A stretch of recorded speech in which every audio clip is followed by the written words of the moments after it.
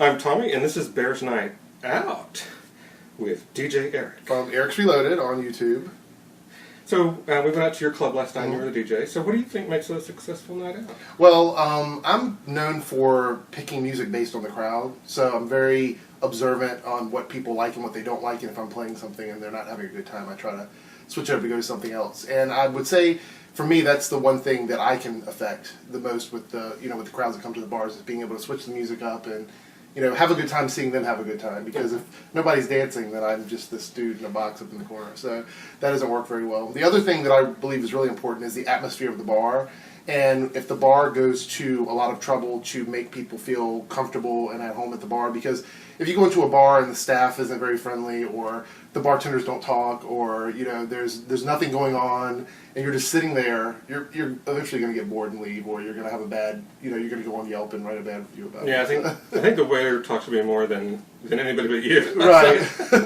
Well, and the thing is and that's why I picked that waiter for you. So we partied hard, and I made sure I was very selective about what we did. But we always have a good time, and most of our wait staff is really friendly. But I think that when it boils down to it, they realize that the more engaging they are with their customers, the not only the better time the customer is going to have, but the better chance they have of getting a good tip out of it. Yeah, getting a good tip. Yeah, so I mean that works for them. But that's what I really like doing. And whenever I play out of town and do gigs out of town on places I've never been before, one of the compliments I almost always receive, even if it's a slow night or something doesn't work out, is that I try to keep the crowd happy. And I think to me that's the number one most important thing, because nobody wants to go out and spend a night listening to something they don't know. So right. You got to throw something in there. You played a really good mix.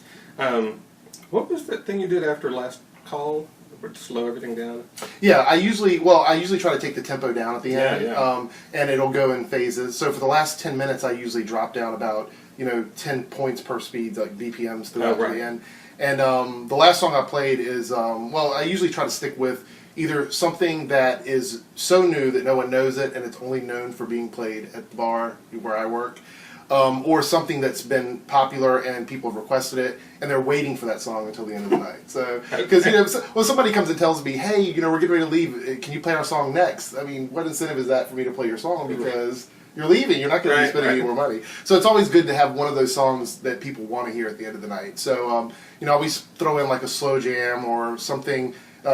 Because it gets a bit graphic. I don't know if you noticed at the end of the night. Oh, well, yeah. It's a meat market. Right, yeah. By the time I throw that song on, people are almost having sex on stage, and so that's it's worth the watch and the wait to see that. Yeah, because there was all that line dancing in it, so that was a lot of writhing and yeah, absolutely. It was really cool. Well, I'm glad you had a good time, and a lot of people that come here and then leave and go home, one thing they always say is that everything in this area is a line dance, because people create, and we talked about this last night, they sort of just create these line dances, and they grow from like one person to two people, and then all of a sudden everyone's doing the same line dance to these songs. I mean, line dances to Shake It Off by Taylor Swift, things like that. Those are things that you don't see really anywhere else, and you come here and you see it. And people that were on vacation over the summer that were here from out of town went home, and I heard back from them on like Facebook and Twitter, and they had said that they'd never seen anything like that before, so it was kind of interesting. Really cool. Yeah. So, but what's your overall experience visiting? It was visually it was really good. So there was a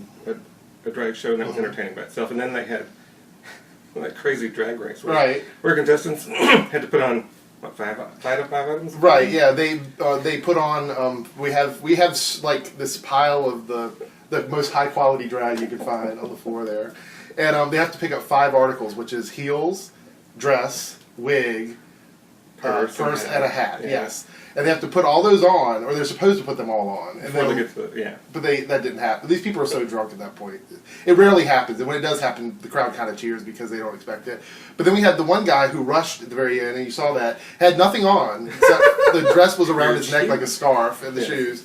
And then the other girl who literally stood there till the music was over and was still putting on these 5 articles of clothing. So it becomes kind of fun, And then the thing about having your socks on, the reason why is because the wood floor that we have, it's real wood and it's usually very slick. So sometimes you get that moment where somebody will just like slide across the floor. So it's kind of fun. And then the suicide drag, where the drag queens come out that have performed all night, and I just play whatever I want, and they don't know what it is, and so they have to sort of improvise, which is okay. That's so that part. Yeah, that was and that's all at the end of the show, and then of course the dancing after that. But yeah, I mean, and I told you before that we're very selective about who we have at the club, and we tend to try and really strive to put the best entertainment out there, and our successful business has been because of that reason, and that's why I love working there, is because they really try hard to put something out there that people want to come and have a good time and enjoy it, and a lot of dance clubs, you go in, it's dance music all night, and in the bigger cities that kind of stuff works, but in an area like this where the cities are large but they're spread out, there's no like one central area to go for these things, so you have to be very specialized in what you do, and so we do a really good job of keeping the crowd entertained, I think, and getting a good variety of people. Yeah, there was some really distinct groups in the crowd. Yeah, and I want to say cliquish, but I tend to sort of talk to all of them. So and I mean everybody wants to come up and say hello, and when I first started working there, that part of it was a little weird, being up there with the entertainers, and then I'm sort of in the corner the whole time, and talking to them, and then I got more comfortable on the microphone over the years, and so I've sort of become the co-MC of the show, which is kind of fun. So when people do like drag shows and events for Pride events here in the area, a lot of times I'll get asked to do it because they know that I'll also get on the microphone. And right. You'll participate. You're not going to leave behind. Right. I don't like being just a fixture, so I try to do something to make it a little more entertaining. I'll come out sometimes and sing along with the music and things like that. So it's a lot of fun. Cool. So, but is any other questions about it? So, what about when you're not working, when you're off duty? Well, as you can see, I'm wearing a geek shirt, and very similar to your geek shirt. No, I enjoy fantasy, science fiction, comic book type stuff, and we had discussed that on my YouTube channel, a lot of my older videos are more geared towards that, and then I took a hiatus, and I'm coming back now, so I'm trying to do some more content like that. I love it, just about anything. Every year I go to DragonCon Atlanta, which is one of the largest conventions in the country. So you're working there also, right? Yeah, I do gigs there, and I've actually met a lot of celebrities through my gigs, because there's nothing like meeting a celebrity when they've been, cocktailed all night. And they come up with something. I met Jonathan Frakes that way from Star Trek, and he remembered me the next day. Oh, that's kind of fun. So, yeah. So I've done Star Trek parties there. I've done after parties. I did a gig at a couple of different hotel parties in Atlanta that were not affiliated with DragonCon the first couple of years, but they were after parties to DragonCon. And a lot of the celebrities stumble into those after parties and surprise the people that are there. And so it's a lot of fun. I would say I've never been to Comic-Con on the West Coast, and the one in New York I know was much different when I went my first time. Okay. But DragonCon is much more you feel like you're part of the convention instead of going there to watch these panels, which, I mean, they have those. If you want to go and watch them, that's all you want to do, that's great. But I enjoy it because when you go there, there's all of these fan-made treks that you can go on and actually participate in the conversation and be part of the panel. And even the celebrity panels are like that. They I don't know if you're familiar with Falling Skies, the TV show. Oh, right, okay.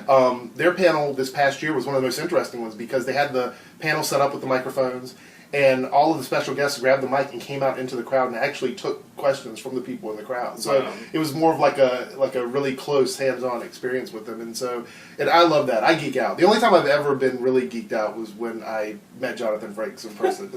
I've never choked up. I know a lot of people in the business, and I've never ever been choked up or I guess what is it called, starstruck when you get someone. But for some reason, because growing up I used to see him on TV, and it's one of those first crush things, and so when I met him in person, I was just a little taken back. And the first year that I met him, when we had a picture together, I was so starstruck. We took the picture, and then I forgot to save it on my phone. So I got back to the hotel room, and I was literally kicking myself for 2 or 3 hours, saying, I can't believe that this picture didn't come out. So, and the next year, of course, I remembered. I was still starstruck, but I made a point of making. And I told him that. I said, last year when I met you, I took a picture with you, and then I forgot to save it. So after I took the picture, he actually took my phone and said, okay, is this saved? I thought it was pretty funny. But that kind of stuff is, I love DragonCon. It's a lot of fun, and you get to actually meet the celebrities. And so, it makes it worth the trip for me. It's got a little bit more expensive, but it's a lot of fun. So that's more what I do on the side. That, and I love playing video games, and actually I've had an MMO open on the screen over here next to us.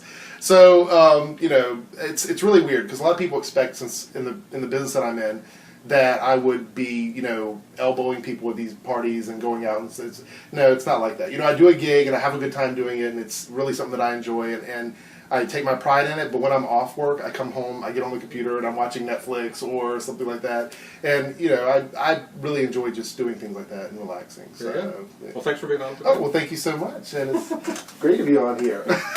What, Bears Night Out? Is it Bears Night Out? For when you're not doing Bears Night In, right? Oh, okay, yeah.